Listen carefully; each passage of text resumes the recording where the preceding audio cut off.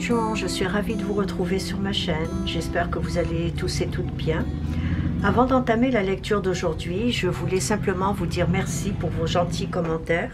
Croyez-moi, c'est toujours un plaisir de vous lire. Merci également à tous ceux et celles qui se sont abonnés à ma chaîne. Pour ceux qui ne le sont pas, abonnez-vous, car ce simple geste m'encourage à continuer à faire des vidéos. Ceci étant dit, la lecture d'aujourd'hui est une lecture en tarot dont la question est « Quel est son état d'esprit envers vous ?» Il y aura donc lecture. À la fin de cette lecture, il y aura aussi des conseils. Je vais donc commencer par la lecture. Je vais mettre les cartes de conseil de côté et nous allons regarder ensemble quel est son état d'esprit envers vous. Quel est son état d'esprit envers vous?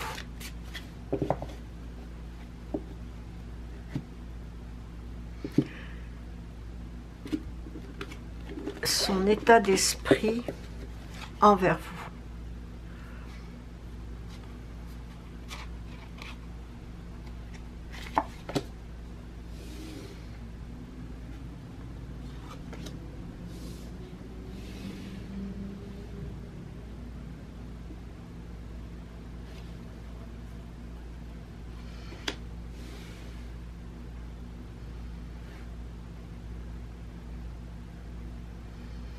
Je n'ai pas encore ouvert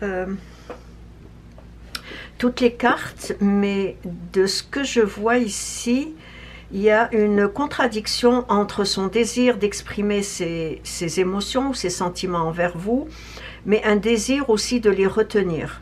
On va regarder ensemble c'est quoi cette contradiction.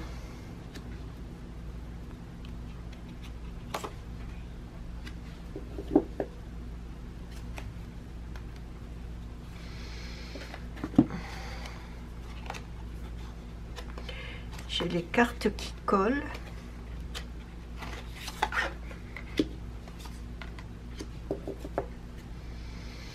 Alors, lorsqu'elle est avec vous, cette personne, comme je l'ai dit au début, a une contradiction, mais plus j'étale les cartes devant moi, plus je vois autre chose. Alors, je dirais que lorsque cette personne est avec vous, elle est souvent sous le contrôle de son mental.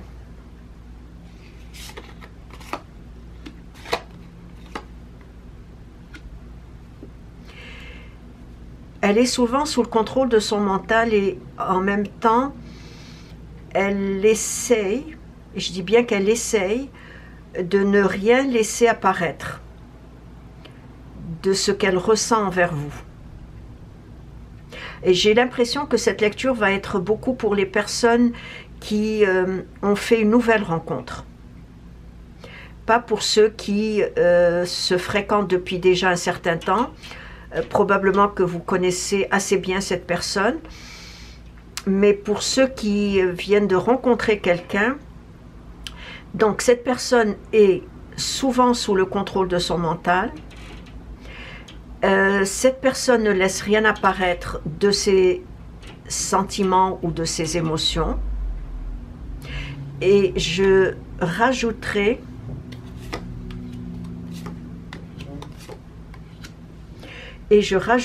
également que cette personne est souvent, très souvent, en tout cas lorsqu'elle est avec vous, elle est très souvent dans la réflexion, dans l'analyse, dans le contrôle. Je l'ai dit au début, elle est dans le contrôle, dans l'analyse, dans la réflexion, dans la méditation. Je dirais, si je veux résumer tout cela, son état d'esprit, elle est, dans un état d'esprit introverti et en même temps, elle est consciente qu'elle doit garder certaines choses ou certaines pensées pour elle. Elle en est consciente. Non seulement ça fait partie de son tempérament, mais aussi consciente qu'elle ne vous parlera pas de ses émotions, ni de ses sentiments envers vous. En tout cas, pas pour tout de suite. J'ai l'impression que cette personne, ne voulant pas parler de ses sentiments ou des émotions qu'elle ressent envers vous, a une raison particulière. Ou c'est pour une raison particulière. Elle a sa raison, mais c'est pour une raison particulière.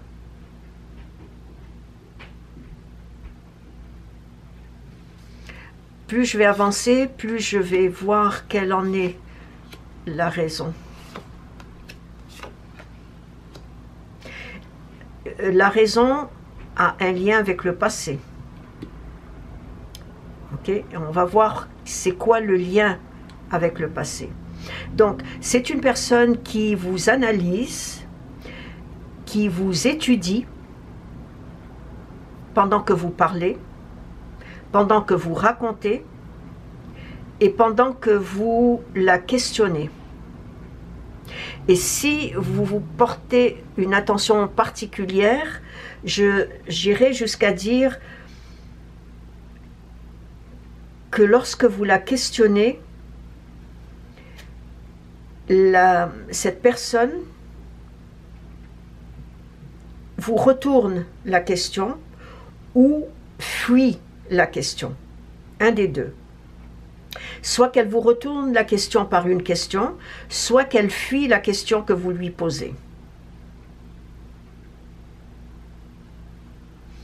Et pendant tout ce temps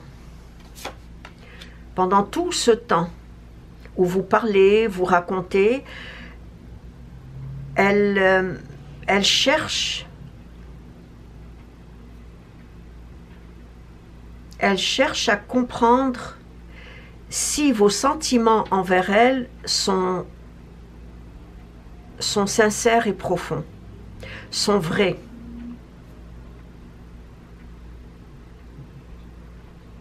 Elle cherche également à comprendre si la relation que vous avez entre vous est une relation basée sur une compréhension mutuelle.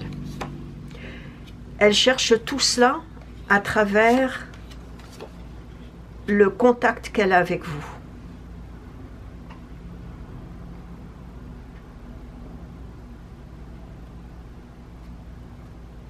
La personne cherche à savoir si elle peut vous faire confiance.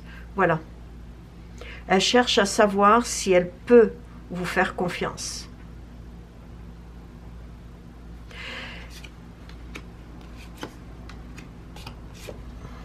J'ai devant moi effectivement une personne qui a un très grand contrôle sur ses émotions, sur ses sentiments, sur ses ressentis, sur son intériorité. Elle a un très grand contrôle sur cela. C'est en même temps quelqu'un de très indépendant, quelqu'un qui, dans n'importe quelle situation dans laquelle cette personne se trouve, cette personne soupèse le pour et le contre de la situation. Là, ici, elle soupèse le pour et le contre de ce que vous ressentez pour elle, et non de ce qu'elle ressent pour vous.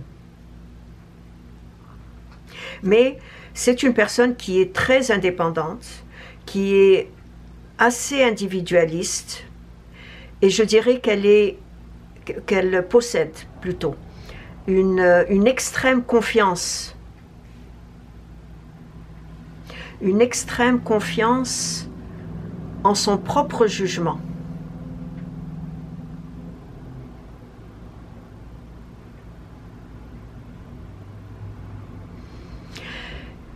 Tout à l'heure, je vous ai dit que la personne a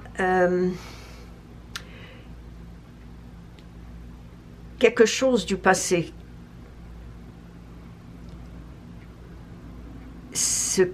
ce quelque chose du passé qui l'empêche d'exprimer ses émotions. Effectivement, cette personne a vécu un traumatisme dans son passé, soit une relation qui s'est mal terminée et qui l'a beaucoup affectée, soit un deuil dont elle n'en est pas encore guérie. C'est ou l'un ou l'autre. Un deuil ou une séparation.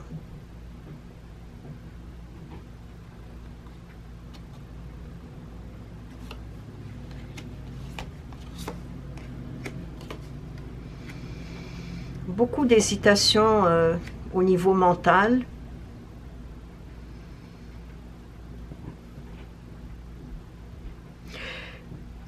Cette souffrance du passé l'a beaucoup affectée. Et elle en est encore dedans.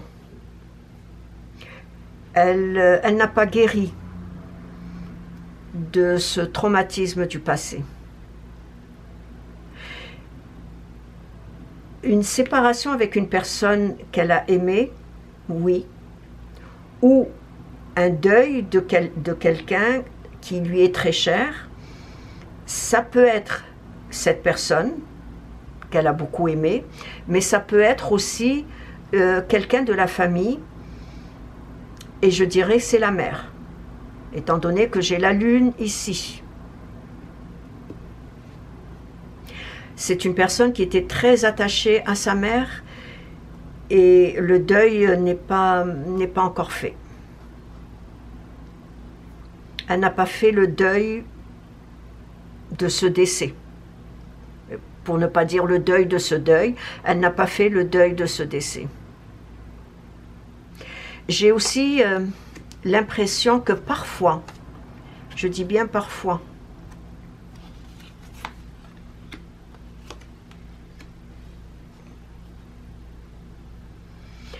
c'est une personne qui elle a besoin de concret. Et ce concret ne lui a pas encore été... elle n'est pas encore... soit qu'elle n'est pas certaine, soit qu'elle n'est pas satisfaite. Mais c'est une personne qui a besoin de concret. Et il y a comme une contradiction. Elle a besoin de concret, mais de ce que je vois, c'est une personne qui parfois se laisse submerger par ses illusions aussi.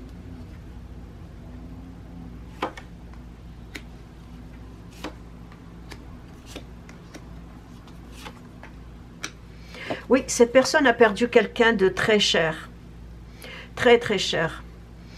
Et elle pense encore à cette personne qu'elle a perdue.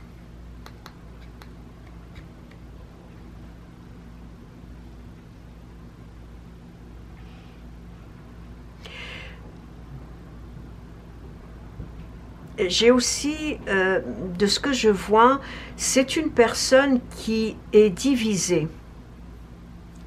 Elle est divisée parce qu'il y a beaucoup de dualité chez cette personne. Elle est divisée entre ses besoins réels, qui sont basés sur l'amour. C'est sûr, cette personne a envie d'aimer et d'être aimée.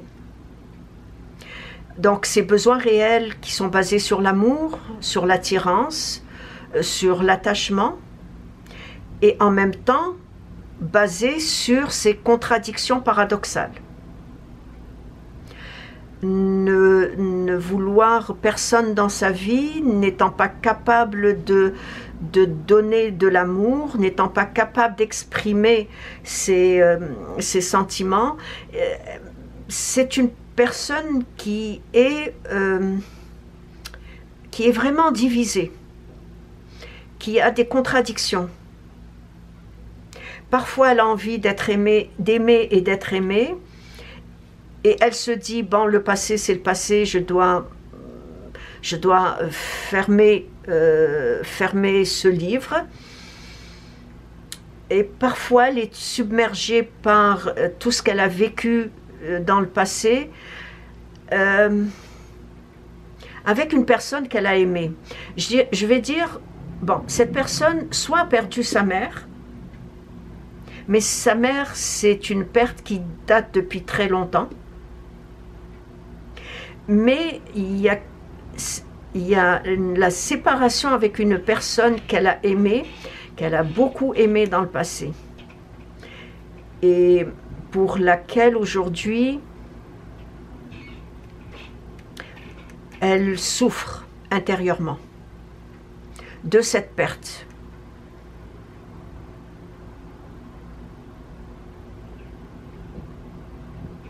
J'ai l'impression qu'elle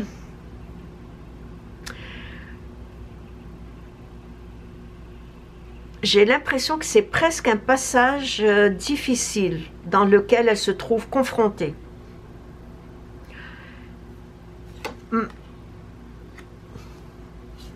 Oui, passage difficile dans lequel elle se trouve confrontée entre la certitude de ce qu'elle ressent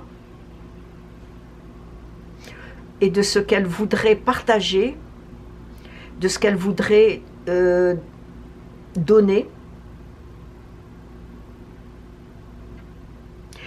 et la décision qu'elle doit prendre face à vous, la justice. La décision qu'elle doit prendre face à vous et la certitude de ce qu'elle ressent.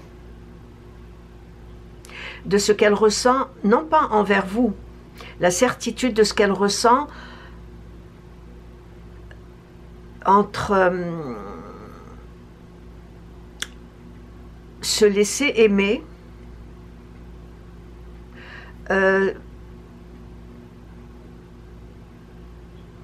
être moins sous le contrôle,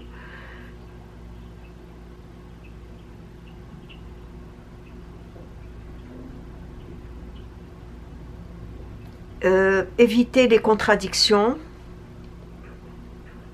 Il y a tout ça en elle. Et c'est très difficile dans ces moments-là de s'abandonner à l'amour.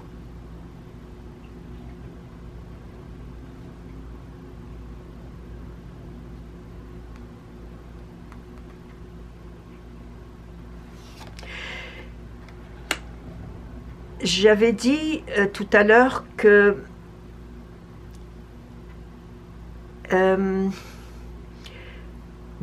il faut qu'elle soit sûre, il faut qu'elle soit certaine de ce que vous avez comme amour envers elle. Elle doit en être sûre et elle doit en être certaine de ce sentiment-là que vous pourriez avoir envers elle. Et en même temps, du moment qu'elle est sous le contrôle de son mental, en même temps, rencontrer quelqu'un ou vivre une relation amoureuse avec quelqu'un est un travail pour elle. C'est un travail. C'est quelque chose qui lui demande beaucoup de son énergie, de son temps. C'est un investissement. C'est comme investir pour une compagnie, investir dans sa propre compagnie. Ben, investir dans l'amour, pour elle, c'est un investissement. C'est un travail.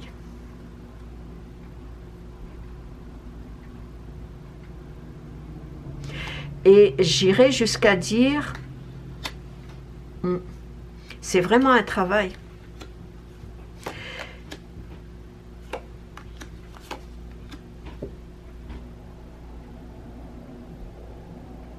Et j'irai jusqu'à dire que le destin la met souvent devant ce genre de situation.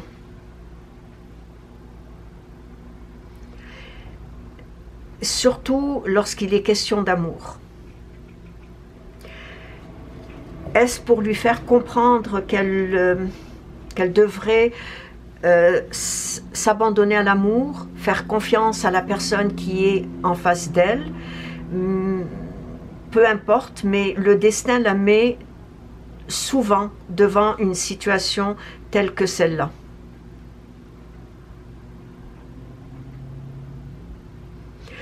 Alors, je dirais que cette personne est dans un état d'esprit dans lequel elle doit remettre un certain nombre de choses en question. Parmi ce nombre de choses en question, l'amour n'est pas un travail. L'amour, oui, c'est un investissement, mais ce n'est pas un investissement financier. Ce n'est pas un investissement, c'est pas comme un investissement professionnel. L'amour, c'est quelque chose que l'on ressent à l'intérieur de soi, c'est quelque chose que l'on vit, que l'on partage avec l'autre. C'est la raison pour laquelle le destin la met souvent devant ce genre de situation. Ce genre de situation dans lequel elle doit se remettre en question, vis-à-vis d'elle-même, comment qu'elle se comporte dans une relation,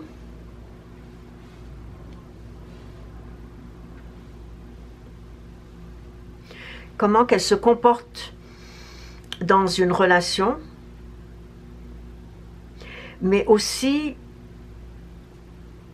qu'elle devrait se dire que le passé, c'est le passé, c'est terminé, on ne peut pas le ramener au présent. J'ai l'impression que cette personne vit plus dans le passé que dans le présent. Chez cette personne, il y a beaucoup la nostalgie du passé, il y a beaucoup les souvenirs qui remontent à la surface. Je dirais que la personne, à cause du pendu, la personne est bloquée dans son passé, dans sa relation, est bloquée dans la relation qu'elle a vécue dans le passé.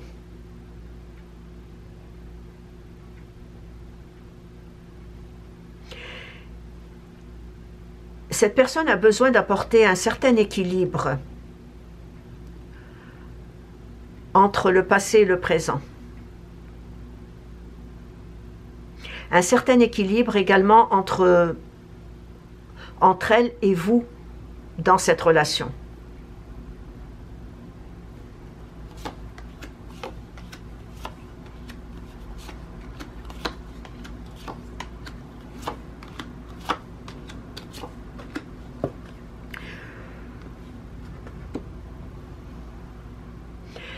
Lorsque cette personne est avec vous, elle cherche à canaliser ses émotions afin de les accorder aux vôtres. Okay? Elle cherche souvent à canaliser ses émotions afin de les accorder aux vôtres. Pourquoi je dis cela? Parce qu'il y a entre vous deux différents états d'esprit, l'un vis-à-vis de l'autre. Alors, votre état d'esprit, vous, vis-à-vis de l'autre, il est dans le charisme, dans la séduction. Vous essayez de captiver la personne qui est face à vous en exerçant une certaine forme d'attraction. Ce qui est tout à fait logique dans les circonstances, tandis que l'autre, face à vous, et dans l'analyse,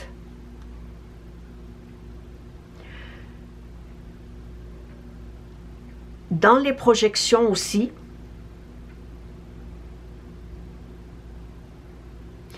tout tout en essayant de clarifier ce qu'elle ressent à l'intérieur d'elle-même. Quels sont les conseils que l'on pourrait avoir vis-à-vis de l'état d'esprit de la personne envers vous?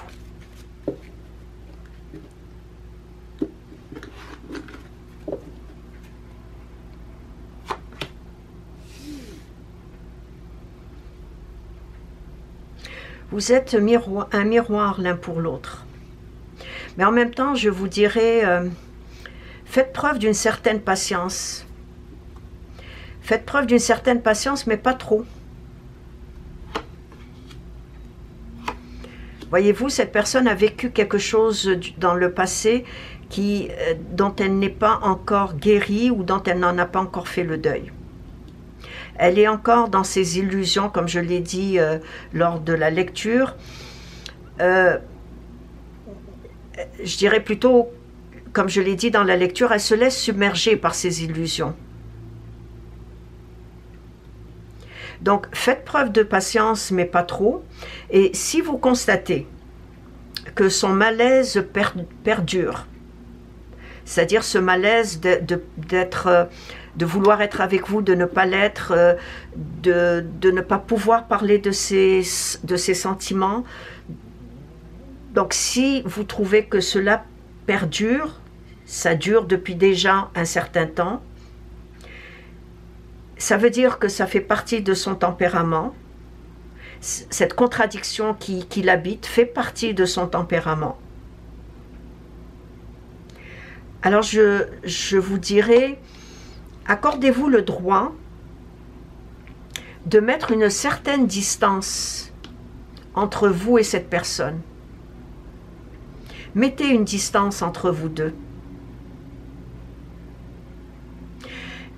Et pourquoi mettre une distance? Pour ne pas vous laisser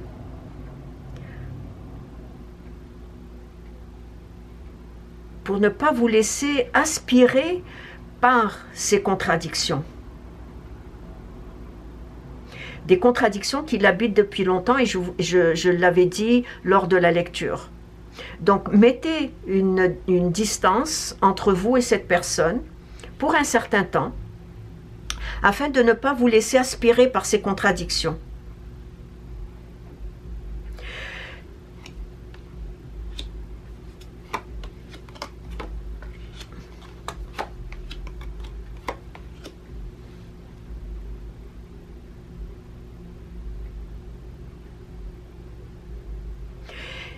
Et évitez, très important, évitez qu'un jour vous ne serez vous-même.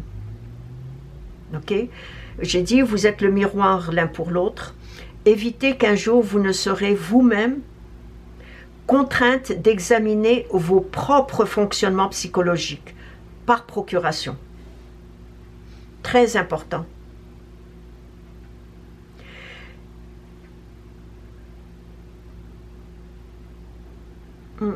Très important.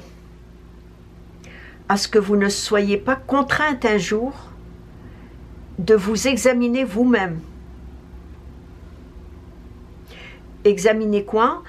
Vos fonctionnements psychologiques, c'est-à-dire votre relation interpersonnelle avec l'autre personne, par procuration. C'est-à-dire que si la personne est incapable d'exprimer ses émotions ou ses sentiments, vous allez vous-même finir par ne plus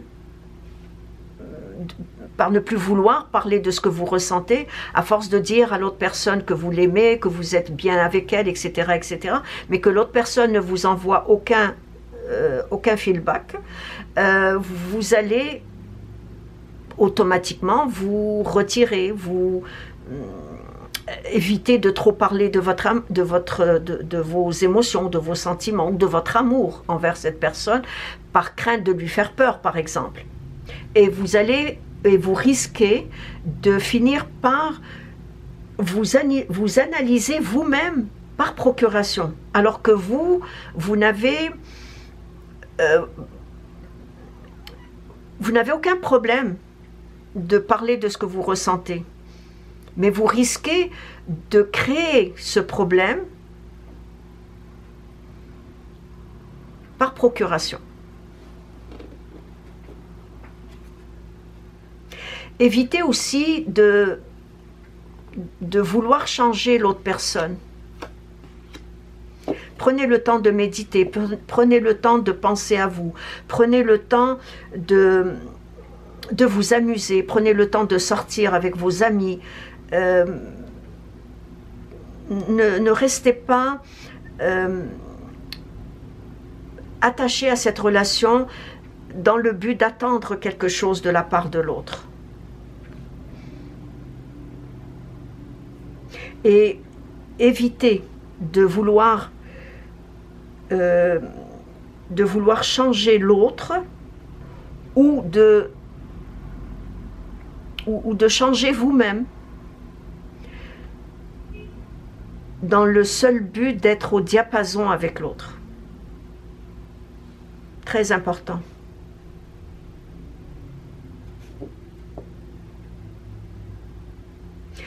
En un mot et en conclusion, je vous dirais, fuyez un amour à sens unique. Fuyez un amour à sens unique.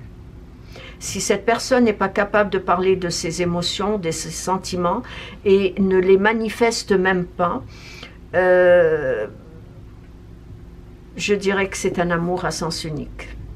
Vous avez beaucoup plus d'amour envers cette personne que cette personne a envers vous. Cette personne a vécu une séparation ou un deuil dont elle n'en est pas encore guérie. Et c'est ainsi que prend fin cette lecture d'aujourd'hui. J'espère qu'elle vous a interpellé, ne serait-ce que par un conseil, une suggestion ou une parole. Si vous avez des questions, laissez-les-moi dans vos commentaires. Je me ferai un grand plaisir de vous répondre. Merci de vous être arrêté sur ma chaîne et je vous dis à la prochaine. Au revoir.